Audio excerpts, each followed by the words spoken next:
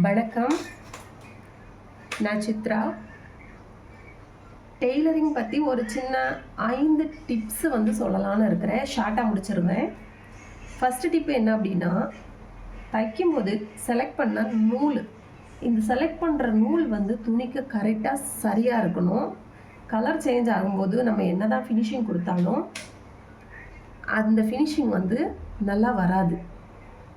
Tip number 2, தச்சு முடிச்சுட்டு நம்ம அந்த துணியை லைட்டாக ஒரு அயன் பண்ணி கொடுத்தோம் அப்படின்னா இன்னும் கொஞ்சம் நீட்டாக தெரியும்.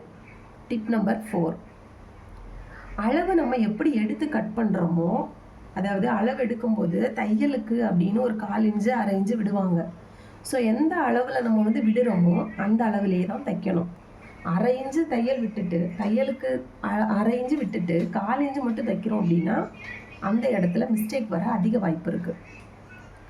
இன்னொன்று, சிசர். நம்ம யூஸ் பண்ணுற சிசர் நல்லா ஷார்ப்பாக நல்லா கட் பண்ணுற மாதிரி சிசர் நல்லா இருக்கணும்.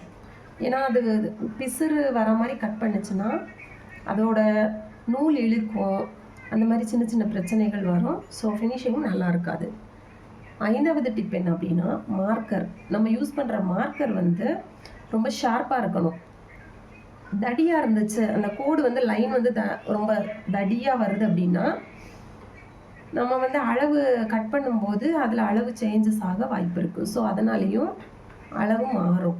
ஸோ இந்த 5 டிப்ஸும் சின்ன டிப்ஸ் தான், ஃபாலோ பண்ணுங்கள். எல்லாருக்குமே தெரிஞ்சிருக்கும், ஓகேவா?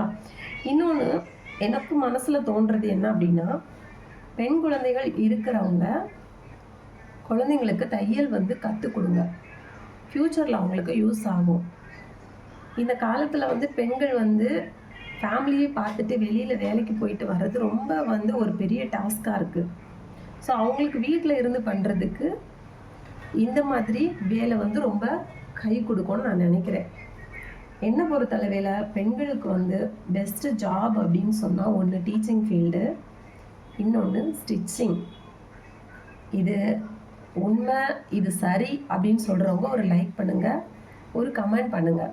இந்த மாதிரி சின்ன சின்ன டிப்ஸு தெரிஞ்சுக்கணுன்னா என்னோடய சேனலை சப்ஸ்கிரைப் பண்ணுங்கள். தேங்க்யூ.